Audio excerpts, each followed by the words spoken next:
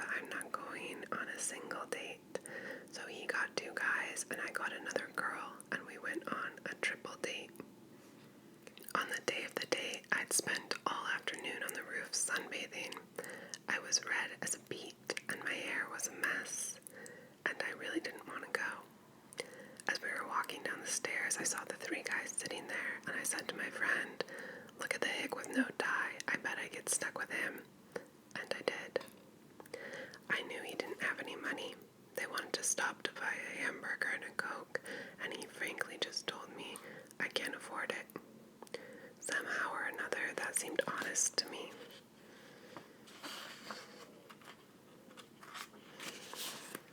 I said, "Let's just sit in the car and talk."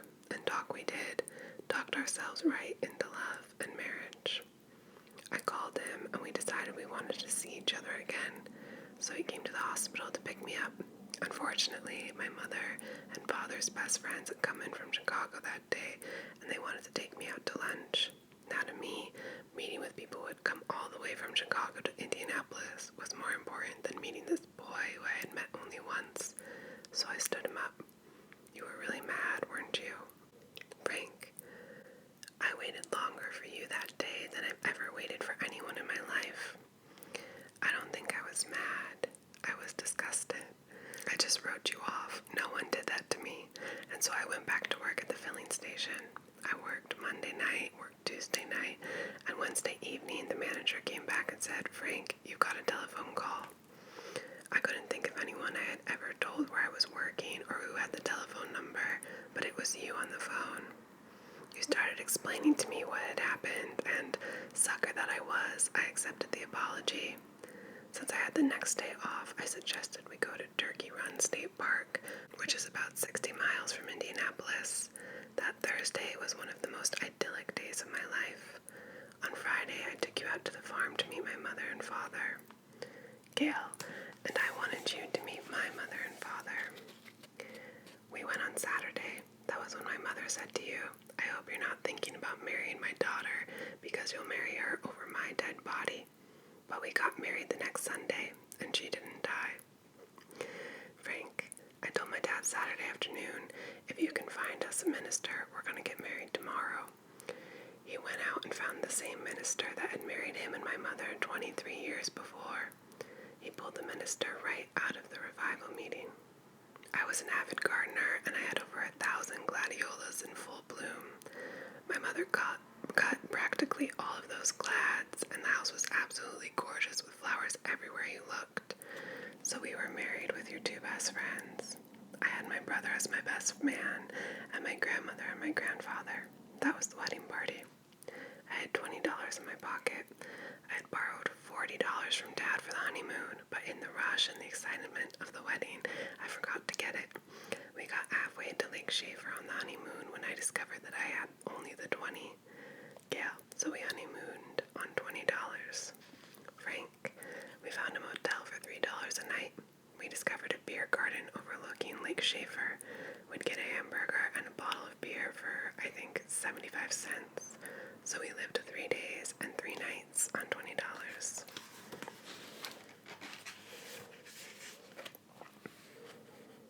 Gail, on hamburgers, beer, and love. We've had 57 great years of marriage, and I never once regretted a 3-day courtship.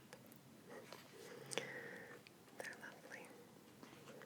Alright, the next one is between Michael, 50, and his wife, Sonia, who's 40. Michael, I worked for the New York State Thruway Authority as a toll collector for about 17 years.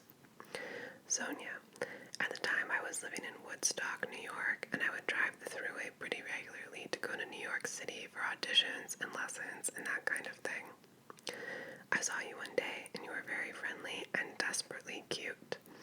I remember one night when it was really foggy, I said, "I don't know how you deal with this."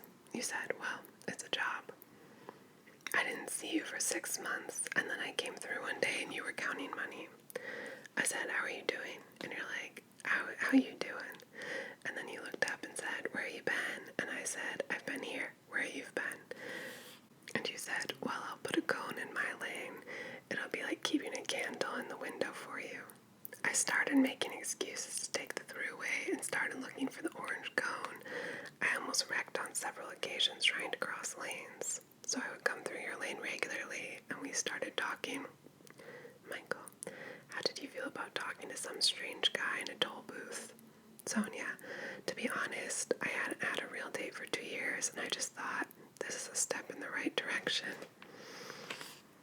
After about 3 or 4 months, I went through and I said, hey, what do I get if you forget to put the cone up? And you said, you name it. I said, will you take me to dinner? And you said, well, I gotta remember not to put the cone up then. And I said, just call me, and gave you my phone number. I drove through and thought it was a total ding-a-ling for giving the toll guy my phone number. Of course, my friends thought I was a lunatic, and that if I was going to meet you, it better be in a public place. Because what did I know about you? But any friend that has seen us together has never wondered why we're together. They always say, of course, Sonia and Mike, I mean, what they have together is obvious. I never thought I'd get married. So I always say, since I never thought I was getting married, I was certainly only going to do it once. So if you hate me, that's too bad. Tough it out, because I'm it for you, and you're it for me. Michael, I don't hate you, Sonia. I love you.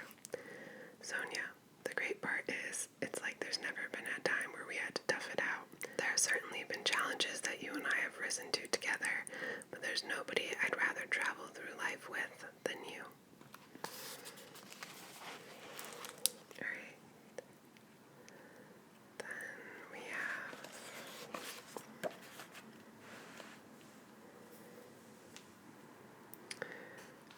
Tomas, 32, and Carol, 31. Tomas, I was a student in medical school in Slovakia on a visit to the United States to learn about America.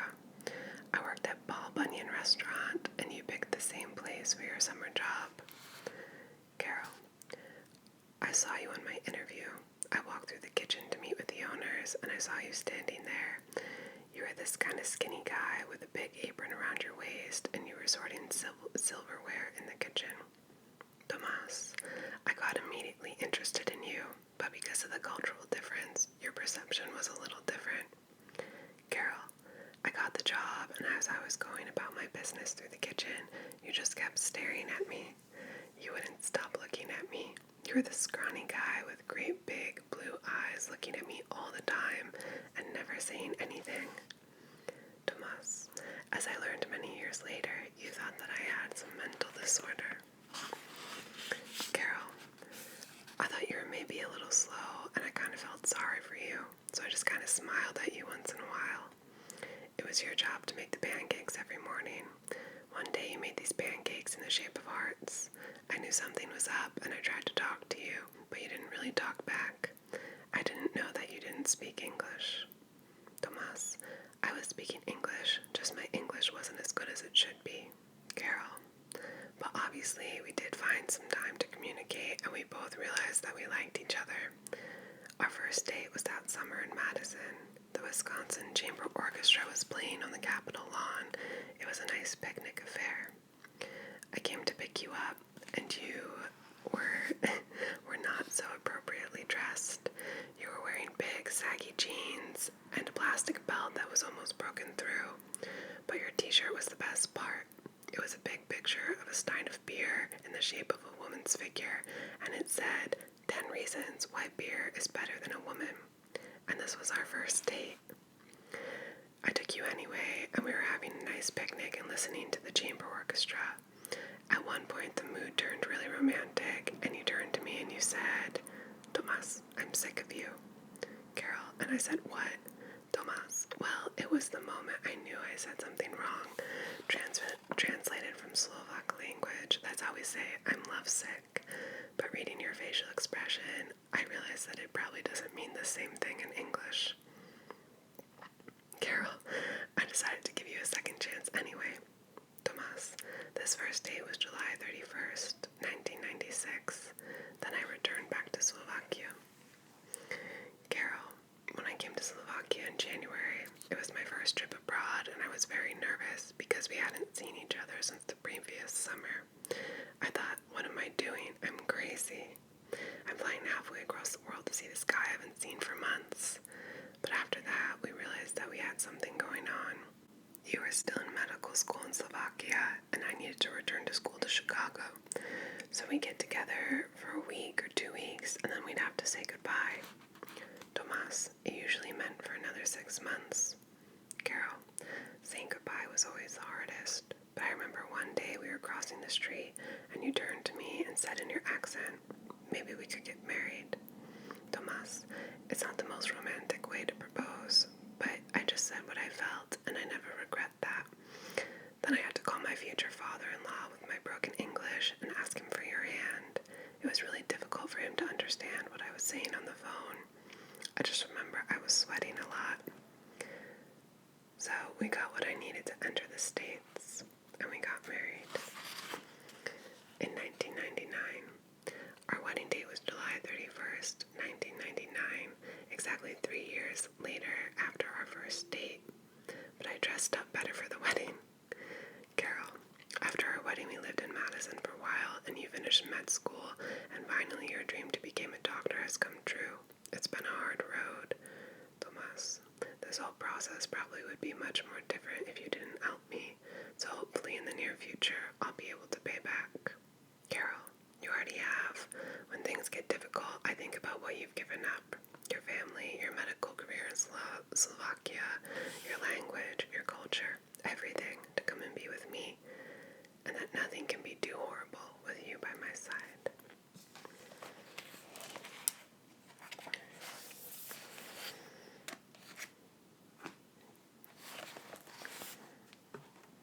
Okay, then we have Rachel, 43, talking to her husband Ruben, 39.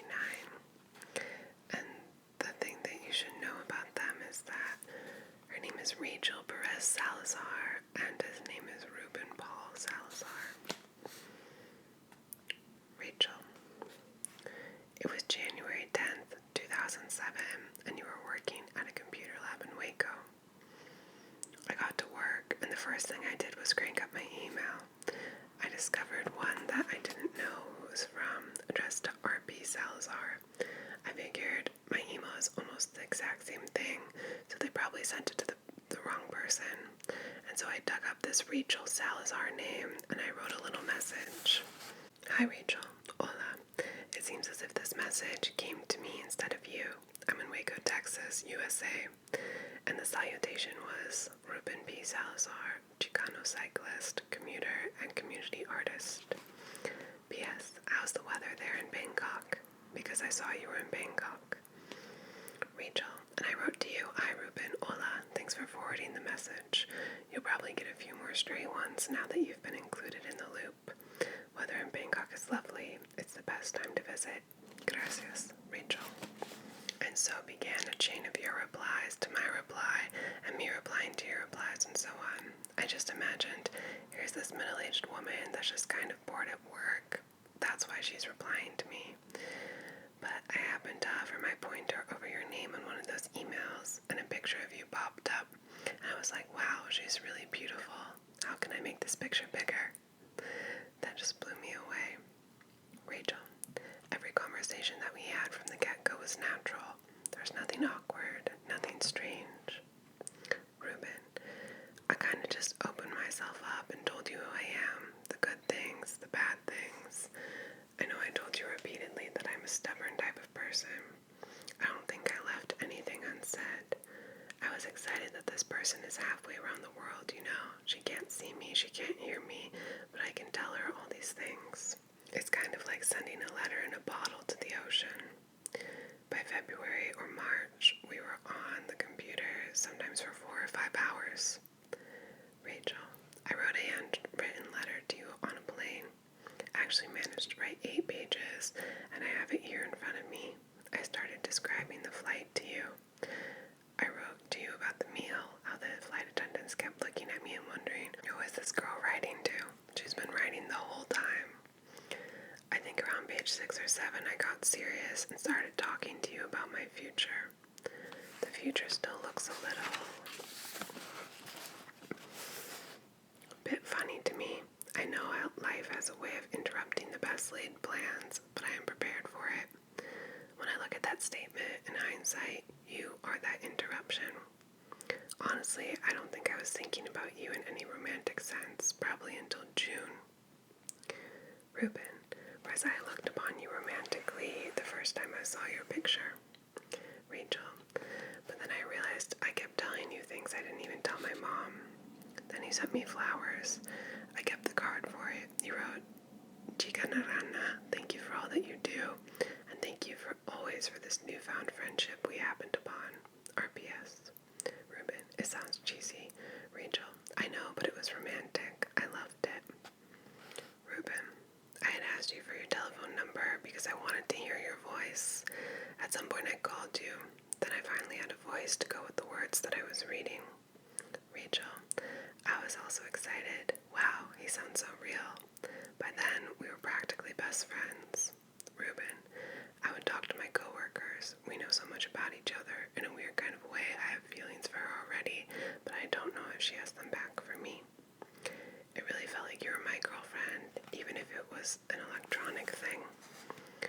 Then you kind of threw out that you might come to the U.S. because you have family here, and my reply was, if you're ever in Texas, come over and I'll be glad to show you around the state.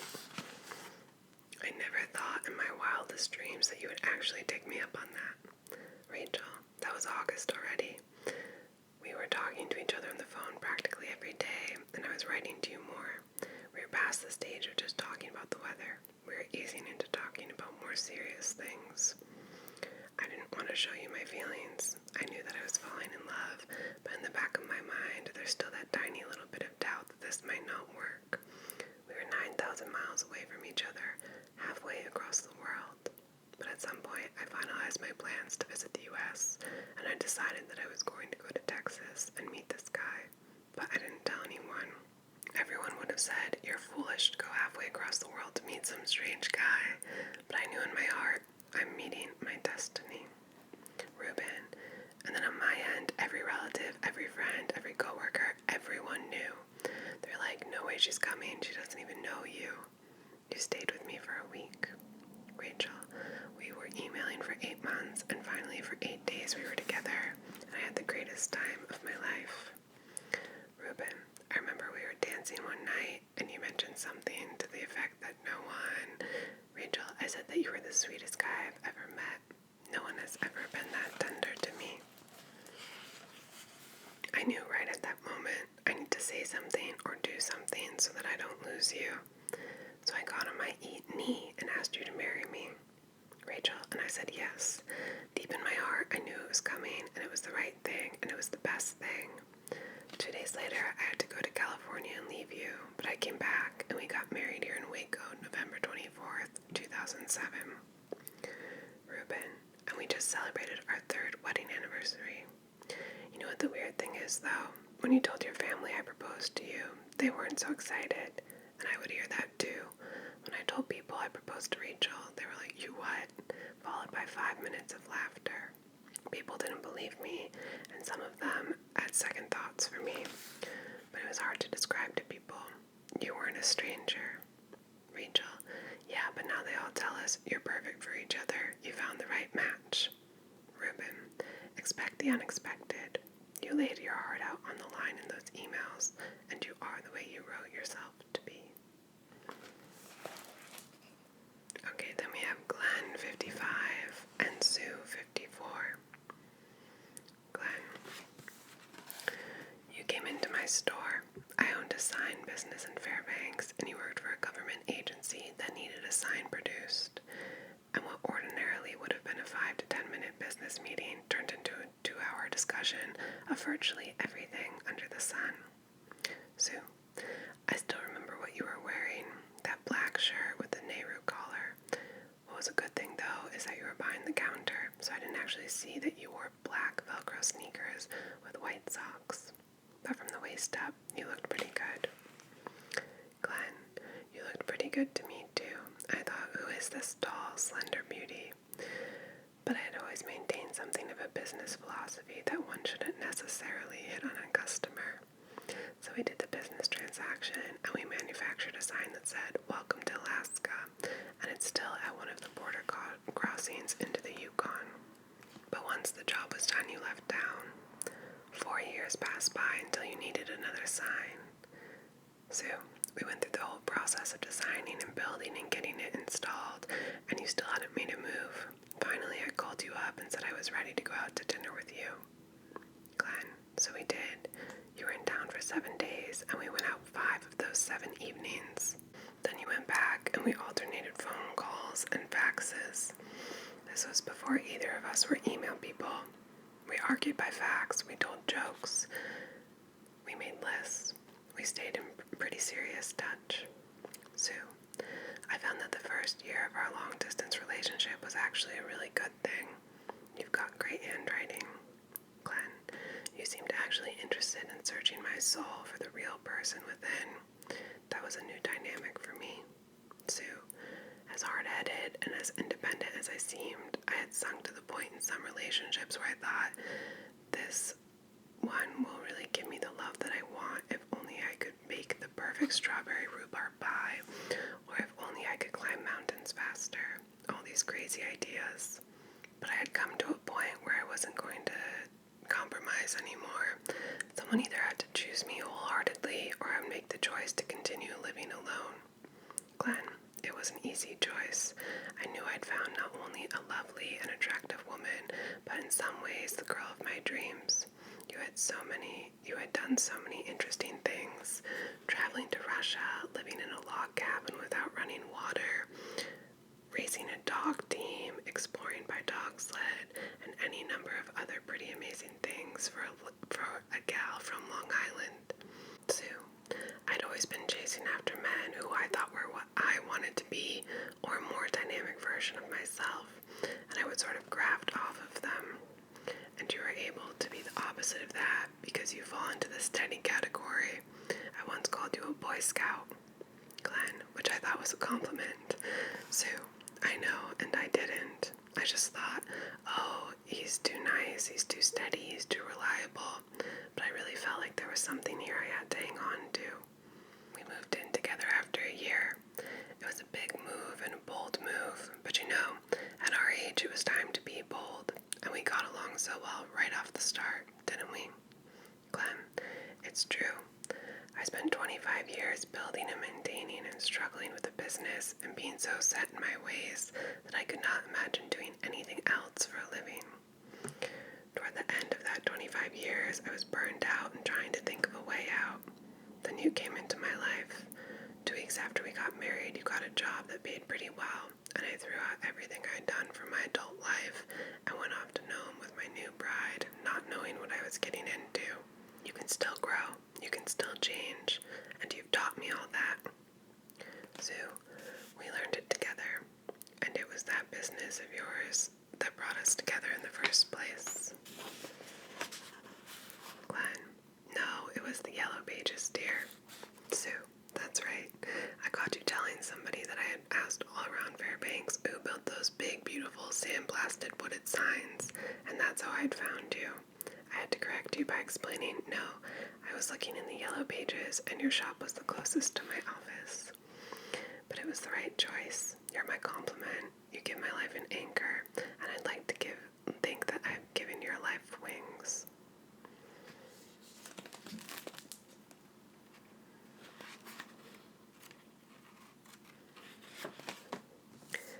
So, my battery is running very low. I'm going to end it here. I hope you enjoyed these stories. I got through 1, 2, 3, 4, 5 love stories for you.